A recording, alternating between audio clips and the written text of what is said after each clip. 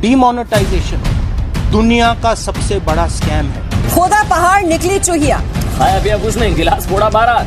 मतलब आप ये समझिए कि जो ब्लैक मनी 5 लाख करोड़ होने का अनुमान था वो सिर्फ 10,720 करोड़ रुपए निकले। मार्केट से सिर्फ 10,720 करोड़ रुपए बाहर हुए, जबकि नए नोट छापने में खर्च हुए 12,877 crore.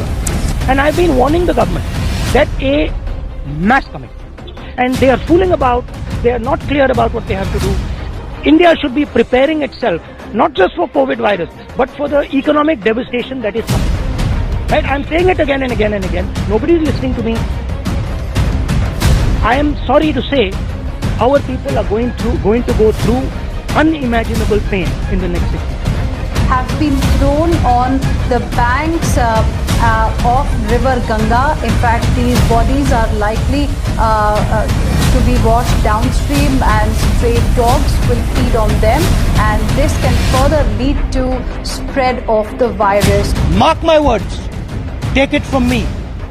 These laws, the government will be forced to take them back.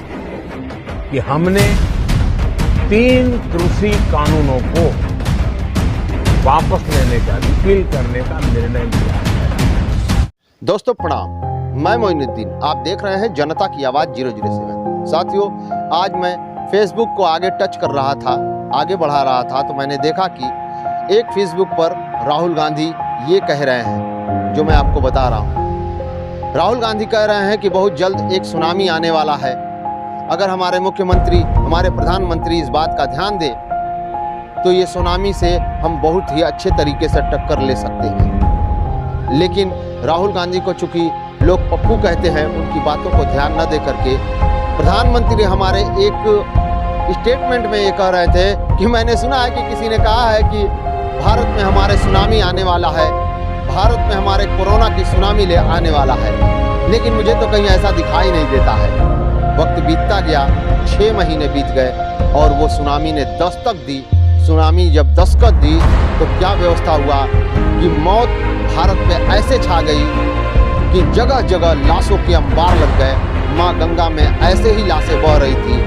माँ गंगा के तट पर जो रेत है वहाँ पर कुत्ते जो हैं वो कफन को नोच रहे थे, और दाह संस्कार जहाँ होता है घंटों लाइन लगा करके वहाँ बैठे थे अपने लोग, अपने घर के लोगों का दाह संस्कार के लिए।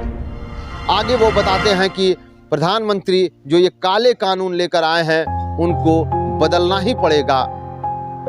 एक दिन ऐसा आता है कि साल भर बाद हमारे प्रधानमंत्री 700 लोगों की जब जान चली जाती है उसके बाद कहते हैं कि लग रहा है कि मैंने सही तरीके से अपने लोगों का ध्यान और सेवा नहीं किया, इसलिए मैं ये काले कानून वापस करना चाहता हूँ। ये सारी बातें सुनकर मुझे वो एहसास होता है सर कि मैंने बचपन में एक कहानी पढ़ी थी, बोलती चिड़िया। उस कहानी का शीर्षक था बोलती चिड़िया। कहानी क्या था कि एक चिड़िया थी जो किसी भी राज्य में जा कर के वो लोगों से बातचीत करती थी लोगों के ज़बान में। मामला यूँ था कि वो जब किसी भी राज्य में आपदा आने वाली थी, वहाँ जाकर राजा से वो कहती, हे राजा, तेरे देश में इस तरह का आपदा आने वाला है, तू व्यवस्था कर ले वरना तुझे नुकसान होगा। राजा उसकी बातों को सुन करके आपदा की व्यवस्था कर लेता था और वहाँ आपदा टल जाती थी। लेकिन जो लोग आपदा को अवसर बनाने वाले थे, जो उस आपदा में फ़ायदा उठाने वाले थे, उन लोगों को इस बात की बड़ी चिंता हुई। उन लोगों ने मिल बैठ करके ये व्यवस्था बनाई कि आखिर इस चिड़िया को कैसे भगाया जाए। उसमें से एक व्यक्ति ने उन्हें सुझाव दिया कि लोगों में ये फैला दिया जाए कि ये चिड़िया आकर तुम्हारे राज्य में तुमको आपदा नहीं बताती है, मतलब ये है कि ये जब चिड़िया आती है तभी तुम्हारे राज्य में आपदा आती है। लोगों को ये बात दिमाग में बैठ गई, क्योंकि कबीरदास ने कहा है कि कबीरदास की उल्टी बाड़ी, बरसे कंबल, भीगे पानी। इंसान के दिमाग में उल्टी बात बड़े अच्छे तरीके से बैठ जाती है। लोगों पहले ही से तैयार थे। जब वो चिड़िया आई बताने के लिए कि तुम्हारे राज्य में आपदा आने वाली है, तो उन्होंने लाठी और डंडे से उसका स्वागत किया और चिड़िया वापस चली गई। कुछ दिन बाद उस गांव में, उस राज्य में वही आपदा आ गई और खूब मज़े से आपदा को अवसर बनाकर लोगों ने धन इकट्ठा किया, मैं आपसे पूछना चाहता हूं कि इस कहानी में चिड़िया का क्या नुकसान हुआ और इस राहुल गांधी ने जो बताया था कि आपदा आने वाली है, इसमें राहुल गांधी का क्या नुकसान हुआ, किसका नुकसान हुआ, ये मेरे कमेंट बॉक्स में ज़रूर बताएं। साथियों, आप देख रहे थे जनता की आवाज़ 007। धन्यवाद।